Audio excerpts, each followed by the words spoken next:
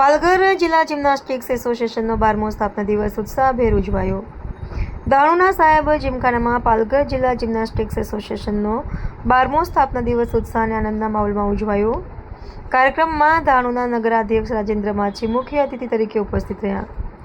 કાર્યક્રમમાં પોલીસ ઉપનિરીક્ષક રવિન્દ્ર ડામસે, શિવશંભો ઢોલ પંથકના અધ્યક્ષ શંભુ મહારાજ, શિવસેનાના ઉપજિલ્લા પ્રમુખ તાનાજી કાકડે, એસોસિએશનની ઉપલક્ષમાં રવિના મુકણે, સચિવ કમિલ ડામસે, ખજાનચી ઓમકાર ડામસે તેમજ સભ્યો વિશ્વાસ નિકમ, રફીકભાઈ ઘાચી, માનસી આરેકર, મકરંદ વિંદે, કૌશિક પ્રજાપતિ અને કાર્તિકી ડામસે ઉપસ્થિત રહ્યા.